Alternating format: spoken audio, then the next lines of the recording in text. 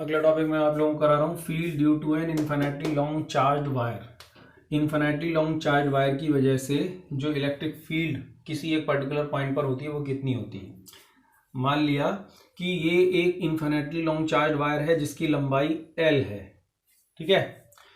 तो इस पूरे चार्ज वायर पर कितना चार्ज फैला हुआ है, मान लिया Q चार्ज फैला हुआ है, ठीक है। तो ये पूरा Q चार्ज इस पूरे तार पर फैला हुआ होगा, तो तार की यूनिट लेंथ पर कितना चार्ज होगा, इसको हम निकालेंगे सरफेस लीनियर चार्ज डेंसिटी से। देखो इसके कॉन्सेप्ट मैंने बीच में अभी आए थे वो बताए नहीं थे क्योंकि वो ज़्यादा उधर यूज़ नहीं हो रहे थे, वो थोड़ा टिपिकल थे। ये कॉन्सेप्ट्स वैसे समझ लो कि लीनियर चार्ज डेंसिटी, जैसे मान लो कि ये पूरा एक तार है, इस पूरे तार पर अगर Q अमाउंट का चार्ज फैला हुआ है तो Q अमाउंट का चार्ज मान लें कि हम न्यूमेरिकल वैल्यूज ले लेते हैं। जैसे तार है हमारा टोटल 1 2 3 4 5 मीटर का, तो 5 मीटर के तार पे अगर 10 कूलाम चार्ज फैला हुआ है तो 1 मीटर पे कितना चार्ज होगा, 2 कूलाम। भाई 2 2 4 2 6 2 8 2 10, तो 1 मीटर पे कितना चार्ज होगा, 2 कूलाम। तो ये क्या है, 2 coulomb per metre, 2 coulomb per metre, ये इसकी लीनियर चार्ज डेंसिटी हो गई। इसे हम लैम्डा से रिप्रेजेंट करते हैं, lambda equal to 2 coulomb per meter. कैसे निकल के आएगा 2 coulomb per meter, lambda equal to total charge 10 coulomb upon total length 5, आ गया 2 कूलाम पर मीटर। तो लैम्डा इक्वल टू फॉर्मूला यहां से बना लो, total charge Q upon total length L, lambda बराबर Q अपॉन L, लैम्डा बराबर Q upon L, ये फॉर्मूला याद रखें, ठीक है।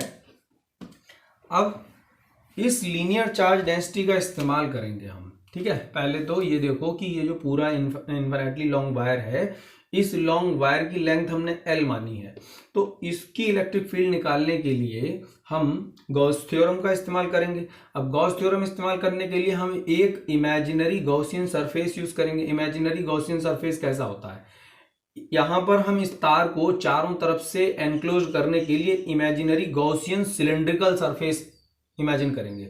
एक सिलेंडर के कितने सरफेस होते हैं, सिलेंडर का एक कर्व्ड सरफेस एरिया, एक ऊपर का सर्कल और एक नीचे का सर्कल, टोटल ऊपर नीचे और कर्व 3 सरफेस होते हैं, ठीक है। तो total surface DS1 plus DS2 plus DS3, ये 3 टोटल सरफेस होंगे। इन तीनों टोटल सरफेस एरिया से जो इलेक्ट्रिक फील्ड गुजरेगी E1 plus E2 plus E3, वो तीनों के फ्लक्स ऐसे लिख लो कि टोटल फ्लक्स फाई बराबर φ1 प्लस φ2 प्लस φ3। अब ये φ1 φ2 φ3 है क्या, φ1 है ऊपर की डायरेक्शन में जाने वाला फ्लक्स, ऊपर के सरफेस की तरफ से निकलने वाला फ्लक्स, φ2 है नीचे के सरफेस से निकलने वाला फ्लक्स, और φ3 है इस कर्व सरफेस से निकलने वाला फ्लक्स। अब देखो पॉजिटिव चार्ज वायर की इलेक्ट्रिक फील्ड लाइंस जो निकलती हैं वो इस डायरेक्शन में निकलती हैं ऐसे करके, ठीक है। तो ये याद रखो, ये मैं पहले बता चुका हूं कि अगर इलेक्ट्रिक फील्ड लाइंस इस डायरेक्शन में ऐसे निकलेंगी ये, तो इलेक्ट्रिक फील्ड लाइंस, ये वाली इलेक्ट्रिक फील्ड लाइंस इस कर्व्ड सरफेस से जो एंगल बनाएंगी वो एंगल तो होगा 0 डिग्री, थीटा बराबर 0 डिग्री। लेकिन ऊपर वाले सरफेस DS1 मान लें इसे और नीचे वाला DS2 मान लें, तो नीचे वाले सरफेस से जो एंगल बनेगा इलेक्ट्रिक फील्ड लाइंस का वो बनेगा 90 डिग्री, ठीक है। और cos 90 की वैल्यू होती है 0, तो अगर हम φ1 को लिख लें E डॉट DS1, φ2 को लिख लें E डॉट DS2 और φ3 को लिख लें E dot DS3, E1 E2 E3, ठीक है। तो अगर इनमें डॉट लगा हुआ है तो इनमें cos AB cos थीटा वाला फॉर्मूला लगेगा, तो E1 DS1 cos 90 plus E2 DS2 cos 90, क्योंकि ये हमने नीचे की तरफ ये माना इधर, ठीक है, इसमें भी 90 का आ रहा है। और तीसरा आएगा plus E3 DS3 cos 0, cos 90 वाला ये पूरा टर्म खत्म, cos 90 वाला ये वाला भी पूरा टर्म खत्म, केवल ये बचा E3। ये इलेक्ट्रिक फील्ड E3 जो है हमें टोटल इस तार की मिलेगी, ds3 क्या है, ds3 ये पूरा कर्व सरफेस है, तो पूरा कर्व सरफेस, चलो ds3 अभी लिख लेते हैं टोटल फ्लक्स